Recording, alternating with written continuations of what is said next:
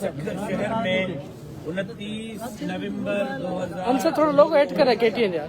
पाकिस्तान के पार्लियामेंट के मेंबर और 2011 में मुस्लिम दुनिया के मुस्लिम में से बेदर्दी से शहीद किया गया और हमने 10 साल अदालत के दरवाजे खटखटाए, हाजिरों पे हाजिरियाँ दी, 450 से ज़ायद हमने हाजिरियाँ उठाई, अपने कारकुनों को पुरअमन रखा, खुद को पुरअमन रखा, इंसाफ के बोलबाला के लिए हमेशा ये कहते रहे कि हमें अदालत से इंसाफ की उम्मीद है। मैं समझता हूँ कि 10 साल ATC कोर्ट में जो केस चला, इसी मुअज़्ज़िज़ हाई कोर्ट ने हुक्म दिया, एक मरतबा नहीं 2 मरतबा के 6 महीने में इसकी जजमेंट आनी चाहिए। हाई कोर्ट के उस जजमेंट जो है वो फैसले को भी सबूताज किया गया और 6 महीने के बजाय 11 सालों के बाद हमें इंसाफ दिया गया। मैं समझता हूँ हमें इंसाफ तो मिला है लेकिन अधूरा मिला है। कातिलों को अदालत ने कातिल डिक्लेयर किया है और फिर शरीयत कहती है कि जान के बदले जान, आइन कहता है कि जान के बदले जान। अब इतने बड़े आदमी के अगर कातिलों को इस तरह का रिलीफ मिलेगा तो कल फिर यहाँ किसी की जान महफूज नहीं रहेगी, किसी की इज्जत और आबरू महफूज नहीं रहेगी। मैं सिर्फ अपने वालिद के खून में इस वक्त इंसाफ नहीं चाह रहा, उसके इंसाफ के साथ साथ मुस्तकबिल के मेहमारों के खून को भी महफूज कर रहा हूँ कि किसी की जान लेते हुए कोई 1 करोड़ मरतबा सोचे कि किसी का खून बहाना इतना आसान नहीं है। आज मैं यहाँ पहुँचा हूँ, जिस तरह मैंने उस दिन आपको कहा था ATC के अंदर कि मैं हाई कोर्ट जाऊँगा, आज मैंने यहाँ पर अपने डॉक्यूमेंट जमा करा दिए हैं। मैं उम्मीद करता हूँ कि जल्द अज जल्द हमें सुनवाई की तारीख मिलेगी और अदालत जल्द अज जल्द हमें इंसाफ देगी। मैं उम्मीद करता हूँ कि ATC से अधूरा इंसाफ मिला था, बाकी अधूरा इंसाफ हाई कोर्ट देकर हमारे इंसाफ के तकाज़ों को पूरा करेगी।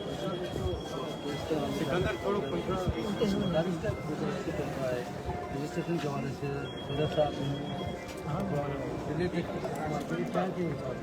अगर पीपल्स पार्टी ने वोट दे दिया, बिलावल साहब ने उसको ओके किया, मैं नवाज शरीफ साहब ने ओके किया, तो उसके बाद फिर उस पर डिलेट टैक्स जो है वो बनती नहीं है।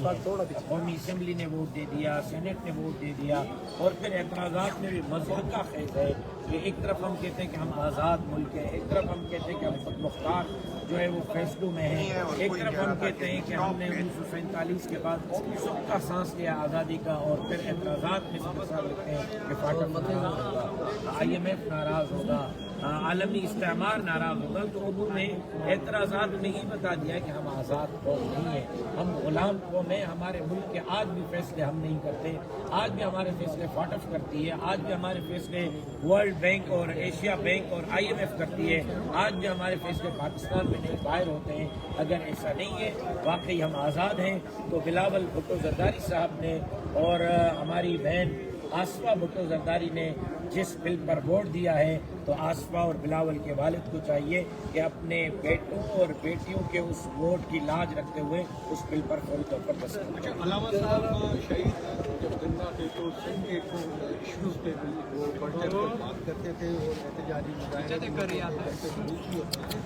अब सिंध के हवाले से बहुत बड़ा बलूचिस्तान के नाला अशफाक मुंडी पते कर मुंडी ऐसे थी सर घूम नजर आ रही है, बाकी को नजर आपका क्या कहना है? मेरा ख्याल ये कि आपका ये तासुर गलत है, मैं इसकी तकलीफ करूँगा। आज भी सिंध के इशूज़ पर सबसे ज़्यादा तमाम आवाज़ इस्लाम की है, चाहे वो जज़ायर पर है, चाहे वो गारूजर पर है, चाहे वो अमन अमान के मसले पर है। आप गवाह हैं, वज़ीर आज़म के सामने कच्चे में डाकू के खिलाफ जॉइंट ऑपरेशन का मुतालबा इस्लाम ने रखा।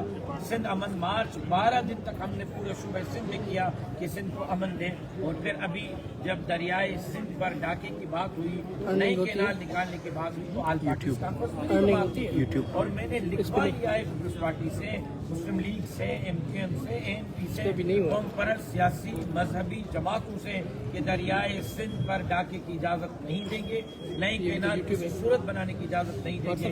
अगर नए केनाल बनाए गए तो एक अवामी रद्द-ए-अमल सामने आएगा और इंशाअल्लाह जमीयत उलमा इस्लाम उसमें अव्वल सफ में आपको किरदार अदा करते हुए नजर आएगा। पीछे हो जाता मुंडी पते कर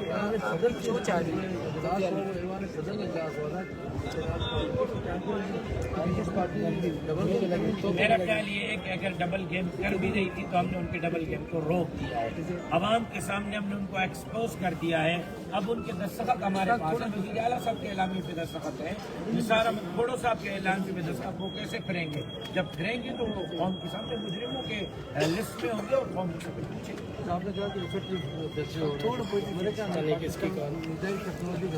पाबंदियां लगाने कंपनी को बैन किया है, उसमें एनडीसी भी शामिल है जो सरकारी कंपनी, क्या कहेंगे इस पर? मैं तो यही कहता हूँ कि हम आज़ाद और खुद मुख्तार कौम नहीं है। आज भी हम गुलामी की ज़िंदगी जी रहे हैं।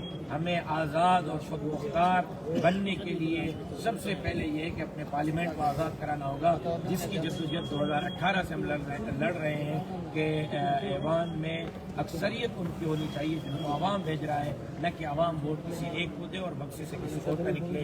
जब तक आवाम के मर्जी के मुताबिक हुक्मरान नहीं होंगे तब तक आज़ाद फैसले नहीं। ठीक, शुक्रिया।